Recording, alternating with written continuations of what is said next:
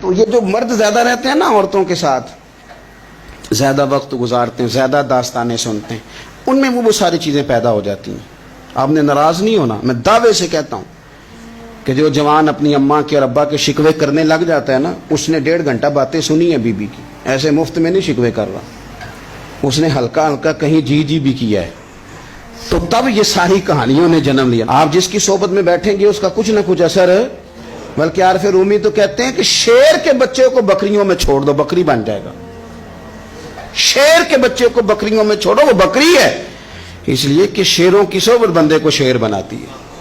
تو جب بیٹھنا ہی نہیں ہے، باتیں ہی سارا دن یہ والی سننی ہے، ہر وقت رہنا ہی اسی داستان میں، پھر کمزور باتیں، پھر اپنے ماضی کے دکھ، پھر پتہ نہیں کیا۔ آپ نے ناراض نہیں ہونا، میں بعض جوانوں کی باتیں سن کے میرا دل کرتا ہے کہ اسے کہوں یار تو کیا بات کر رہا ہے، اپنا قد دیکھ، تو اپنی عمر دیکھ، رب نے تجھے مرد بنایا ہے، تو کمال آدمی ہے، تو کھڑا ہو۔ اگر اس طرح امت مسلمہ کے نوجوان رہیں گے تو میدانوں میں کس سے نکلنا؟ بات بات پہ رو جانا، بات بات پہ سہم جانا، حالات کے سہمے ہوئے لوگوں کو بتا دو حالات بدل جاتے ہیں، ایک جیسے نہیں رہتے۔ آپ کی طبیعت میں دلیری اور وقار ہونا چاہیے۔ حضرت اسماء بنت ابی بکر صدیق، حضرت صدیق اکبر رضی اللہ تعالی عنہ کی وہ صاحبزادیاں جو حضرت عائشہ کی بڑی ہمشیرہ ہیں، رات کو غار ثور میں مرد جاتے ڈرتے ہیں، آج بھی ڈرتے ہیں، اور جناب اسماء نبی پاک کی روٹی لے کے جایا کرتی تھی۔ پھر اللہ نے ان کو بیٹا دیا، حضرت عبداللہ بن زبیر، یہ حضور کی پھپھی کے نواسے ہیں، حضرت زبیر بن عوام عشرہ مبشرہ صحابی ہیں، ان کے بیٹے ہیں، اور یہ وہ خوش بخت جوان ہے جس کو گٹی نبی پاک نے اپنے لعاب دہن سے عطا فرمائی۔ یزیدی فوجوں کے خلاف امام حسین کے بعد جو آدمی باقاعدہ مرتب فوج کے ساتھ میدان میں آئے وہ حضرت عبداللہ ابن زبیر ہیں، مرتب کر کے اپنا لشکر لے کے نکلے۔ حضرت اسماء بوڑھی ہو گئی تھی، 90 سال عمر تھی، نظر نہیں آتا تھا۔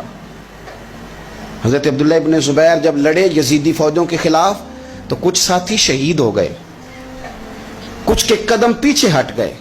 حضرت عبداللہ ابن زبیر ماں کے پاس آئے اور ماں سے آ کے کہتے ہیں اماں میرے کچھ ساتھی کمزور پڑ گئے، کچھ شہید ہو گئے، اور یہ بڑے سخت لوگوں کی فوج سے ہمارا مقابلہ ہے، تو اس وقت تیرے ساتھ کوئی خدمت گزار نہیں، میں تیرا اکیلا سہارا ہوں، ماں تو بتا میں کیا کروں، آگے جاؤں کہ واپس مڑوں؟ نابینا ہیں حضرت اسماء، عمر ہے 90 سال، بیٹے کی پشت پہ ہاتھ رکھ کے کہتی ہیں پتر پہلے یہ بتا کہ تو حق پہ ہے کہ نہیں، تو حق پہ ہے کہ نہیں؟ ان ماؤں کی گود میں اسلام پلا کرتا تھا، حق پہ ہے کہ نہیں؟ تو حضرت عبداللہ ابن زبیر کہنے لگے اماں میں حق میں ہوں۔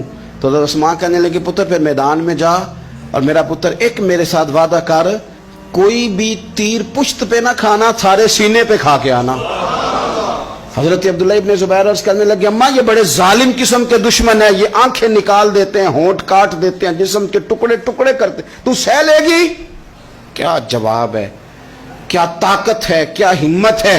حضرت اسماء فرمانے لگی پتر بکرے کو نہ صرف ذبح ہوتے وقت تکلیف ہوتی ہے، کھال اترتے وقت کوئی تکلیف نہیں ہوتی، جا میرا بیٹا میدان میں۔ حضرت عبداللہ ابن زبیر شہید کر دیے گئے، ان کی لاش مبارک مکہ مکرمہ کے چوک میں جنت المعلیٰ کے پاس لٹکا دی گئی۔ حجاج بن یوسف نے حضرت اسماء کو بلایا اور بلا کے کہنے لگا تجھے پتہ ہے تیرا بیٹا لٹکا ہوا ہے؟ فرمانے لگی ہاں مجھے پتہ ہے، یہ بچپن سے ہی شاہ سوار ہے، یہ گھوڑوں پہ رہنا ہی پسند کرتا تھا۔ اور پھر کیا جملہ کہا، حجاج کے لوگ کہتے ہیں یہ فوجوں میں اور تلواروں کی جھنکار میں کبھی نہیں کانپا تھا، پر حضرت اسماء جو نابینا ہیں ان کے جملوں نے نرزہ طاری کر دیا۔ فرمانے لگی حجاج میرا پتر لٹک گیا ہے، کہیں تیرے آگے جھکا تو نہیں نا؟ لٹک ہی گیا ہے، جھکا تو نہیں میرا پتر؟ 14 دن تک لٹکے رہے، لاش مبارک لٹکی رہی، لیکن حضور کا لعاب دہن تھا نا، لوگ کہتے ہیں قریب سے گزرتے تھے تو دور دور تک خوشبوئیں پھیلی ہوئی۔